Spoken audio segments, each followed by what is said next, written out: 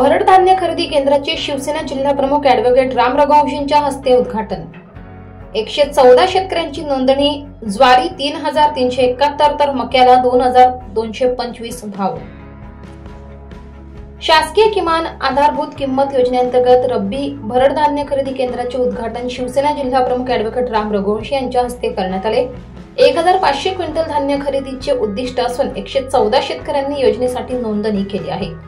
नंदुरबार येथील शासकीय गोडाऊनमध्ये शुक्रवार दिनांक 30 रोजी शासकीय बिगर आदिवासी क्षेत्रातील किमान आधारभूत किंमत योजनेअंतर्गत रब्बी भरड धान्य खरेदी केंद्र सुरू करण्यात आले आहे। या योजनेअंतर्गत ज्वारीला प्रति क्विंटल 3371 तर मक्याला 2225 भाव मिळणार आहे। 1500 क्विंटल धान्य खरेदीचे उद्दिष्ट असून 114 शेतकऱ्यांनी योजनेसाठी नोंदणी केली आहे।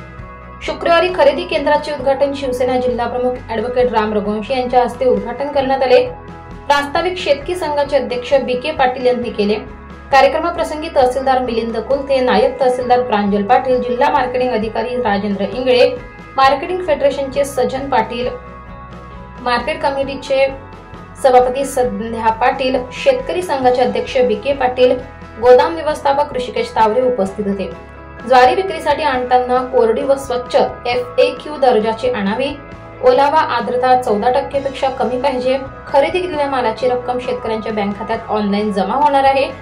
यावेळी माजी सभापती विक्रमसिंग वळवी, माजी जिल्हा परिषद सदस्य देवमन पवार, माजी नगरसेवक गजेंद्र शिंपी, दिनेश पाटील, गजानन पाटील, राजेश पाडवी, संघाचे संचालक भरतसिंग राजपूत, पंडितराव पाटील, वसंतराव देसले, खुशाल पाटील, प्रभाकर पाटील, उद्धव पटेल, दीपक पाटील, गोकुळ नागरे, आनंदा पाटील, व्यवस्थापक कृष्णा पाटील, चंद्रकांत मराठे, सतीश पाटील, जगन खेडकर, शत्रुघ्न भील, प्रशांत पवार, चंद्रकांत पाटील, वीरेंद्र पवार व शेतकरी उपस्थित होते।